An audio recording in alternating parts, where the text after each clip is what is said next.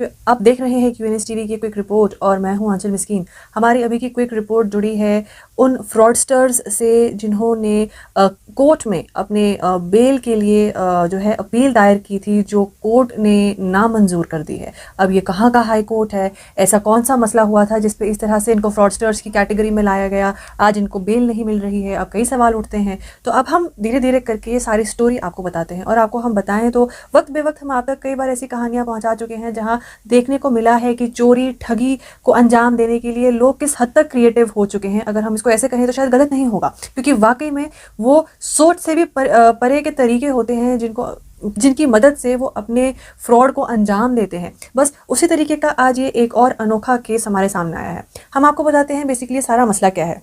Basically ये सारा मसला जुड़ा है मोहम्मद इकबाल और उनके सैफायर स्टोन यानी कि नीलम के पत्थर से। अब जो ये मोहम्मद इकबाल है, ये लाल बाज़ार आलमदर कॉलोनी श्रीनगर के रहने वाले हैं। और जो ये मोहम्मद इकबाल हैं, ये कुछ समय से दिल्ली में अपने एक जानने वाले के घर रह रहे थे। अब वो वहाँ क्यों रह रहे थे? क्योंकि जो इनकी वाइफ थी वो उनकी तबीयत ठीक नहीं थी, तो उनका ट्रीटमेंट चल रहा था, इलाज चल रहा था, जिसकी वजह से वो वहाँ रुके हुए थे। अब यहाँ इस पूरे किस्से में ये नीलम का पत्थर कहाँ आता है? अब क्योंकि उनकी बीवी की ट्रीटमेंट में बहुत सारा पैसा लग रहा था, तो उन्होंने सोचा कि जो उनका पुश्तैनी है नीलम का पत्थर है, जिनकी अगर हम आपको कैरेट एग्जैक्ट बताएं तो वो 13.03 कैरेट्स का स्टोन था। तो इन्होंने सोचा कि अपनी बीवी के इलाज के लिए क्यों ना इस पत्थर को बेचा जाए, और जो पैसा सामने आएगा उससे ये अपनी बीवी की जान को बचाने के लिए कह सकते हैं सर्कुलेट कर सकते हैं। जैसा कि हर कोई एक आम आदमी सोच सकता है अपने को बचाने के लिए, वैसा ही इस केस में भी मोहम्मद इकबाल ने सोचा। अब यहाँ होता क्या है? अब मोहम्मद इकबाल ये सारा किस्सा शेयर करते हैं अपने जानने वाले से, एक अपने नोन से, जिनका नाम है फयाज, जो कि बारामूला के रहने वाले थे। और अब जब इन्होंने इनसे सारा ये मसला शेयर किया तो कुछ दिन के बाद फयाज वापस इकबाल को फ़ोन करते हैं और कहते हैं कि हमने एक बायर को जो है वो ढूंढ लिया है, अरेंज कर लिया है। तो अब उन्होंने हमें रोहिणी में एक जगह इस सेट रूम नंबर में मिलने के लिए बुलाया है, तो हम इनसे मिलते हैं। तो ये आपको क्या करेंगे, वो पत्थर देखने पर वो आपको 10 लाख रुपए की सबसे पहले टोकन मनी देंगे, और बाकी पैसा वो देंगे जब वो इस पत्थर की किसी लेबोरेटरी में जांच करवाएंगे, प्योरिटी टेस्ट करवाएंगे। उसके बाद वो बाकी पैसा देंगे। अब तक यहाँ सारा मसला जो था ऐसा चल रहा था कि जहाँ मोहम्मद इकबाल को किसी भी तरीके का शक नहीं हुआ, किसी भी तरीके के उल्टे इरादों का शक नहीं हुआ। अब यहाँ होता क्या है कि कुछ दिनों बाद अब जब ये मिलते हैं उस व्यक्ति से, निकलते हैं मिलने के लिए, तो वहाँ ये उस लोकेशन पर पहुंचने से पहले भी इनसे कहीं बीच में मिलते हैं किसी एक इनोवा कार में। और जो ये बंदा होता है जिनके थ्रू ये, जिसको ये सो कॉल्ड बायर की तरह मिलवा रहे थे, ये से कहता है कि आप मुझे पत्थर दिखाओ, I want to see that, और आप टोकन मनी मुझसे यहीं ले लो। अब जब वो ये पत्थर उनको दिखाने के लिए हाथ में देते हैं, तो अब इस पूरे रिपोर्ट में ये बात सामने आती है कि जो ये बयान दर्ज हुआ है वहाँ पे अचानक से कोई पुलिस करना चिल्लाना शुरू कर देता है। और इसी हड़बड़ी में जो ये पत्थर लेकर वो बायर है, इंक्लूडिंग फयाज, वो भाग निकलते हैं उस एक सिचुएशन स्पॉट से। और वहाँ जो ये व्यक्ति है, ये ना इनके हाथ पैसा लगता है, और उल्टा जो इनका अपना ये नीलम का पत्थर है, ये उससे भी हाथ धो बैठते हैं। और यहाँ ये सारा मसला देखकर ये समझ जाते हैं कि इन्हें ठगा गया है। पर अनफॉर्चुनेटली जो ये एक कंक्लूजन है, ये बहुत लेट जाकर मिला, तब जाकर मिला जब वो अपना पत्थर ऑलरेडी गंवा चुके थे।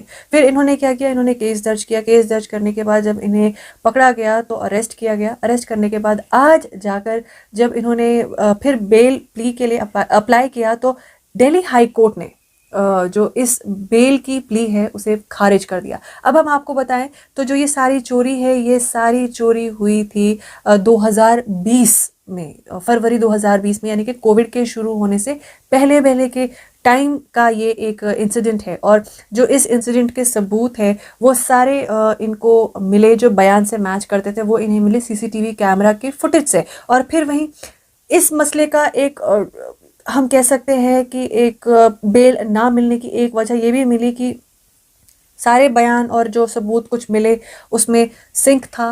और फिर जिस वजह से मोहम्मद इकबाल इस पत्थर को बेचने की कोशिश कर रहे थे, जिससे कुछ पैसा मिलके वो अपनी बीवी की जान बचा सकते थे, वहीं उन्होंने इलाज की देरी में अपनी बीवी को खो दिया, यानी कि she passed away due to her illness. तो अब ये सारे केसेस को देख के जो है ये अब जो अक्यूज्ड थे उनके अगेंस्ट का ये सारा मसला बनता था, जिस वजह से जिसको नज़र में रखते हुए दिल्ली हाई कोर्ट ने इस बेल को नामंजूर कर दिया। अब दोस्तों ये देखिए, आप यहाँ कह सकते हैं कि नीलम का पत्थर का था वो अगर बिक जाता तो करोड़ों रुपए इनके पास आते, जिससे इनकी बीवी शायद बच सकती थी। पर यहाँ किसी की लालच ने, ठगी ने, जो अनफॉर्चुनेटली इनका अपना जानने पहचानने वाला था, उसने एक जरिया बनाया कि ताकि वो इससे ये मोहम्मद इकबाल से ये पत्थर हड़प सके, ये जेम स्टोन हड़प सके, और इससे जो पैसा मिले उसको लूट कर आराम से बैठ सके और ऐश की ज़िंदगी बिता सके। पर यहाँ आप देख सकते हैं कि जो इस तरह के इंसिडेंट्स हैं ये इंसानियत को शर्मसार करती हुई सामने आती हैं कि आप वक्त बेवक्त शायद कभी अपनों पर भी भरोसा नहीं कर सकते, क्योंकि आपको नहीं पता कि लालच किस तरह से सामने वाले को अट्रैक्ट करे और वो किस तरह से आपको बैक स्टैब करे, आपकी पीठ पे खंजर घोंपे, जो कि इस एग्जाम्पल में हमें साफ देखने को मिला। एक तो नीलम पत्थर से मोहम्मद इकबाल को हाथ धोना पड़ा, करोड़ों का नुकसान हुआ, पुश्तैनी जो एक उनके पास जेम स्टोन था उससे हाथ धोना पड़ा। इसके अलावा उन्होंने बीमारी के चलते अपनी बीवी को भी खोया, जिसके इलाज की वजह से ये सारा सिलसिला शुरू हुआ था, या ये नीलम का पत्थर जो है एक सेंटर ऑफ अट्रैक्शन बना था उन चोरों के लिए। वे हम आप सभी के सामने इस तरह के रिपोर्ट्स लाते हैं, वो भी सिर्फ इसीलिए ताकि आप अवेयर रहें, होशियार रहें, और अगर कोई भी कदम उठाएं तो बराबर फूक फूक के कदम उठाएं, क्योंकि कोई पता नहीं कौन सी आपकी ऐसी चीज़ किसी के लिए एक सेंटर ऑफ अट्रैक्शन बने और आपके लिए वो एक तरीके की फ्रॉड या ठगी का कारण बन जाए, फिर जो आने वाले समय में आपके लिए परेशानी और आप कह सकते हैं कि एक दुख का कारण बन जाए। तो फिलहाल दोस्तों हमारे इस रिपोर्ट में सिर्फ इतना ही। बाकी खबरों के लिए आप बने रहिए QNS TV के साथ।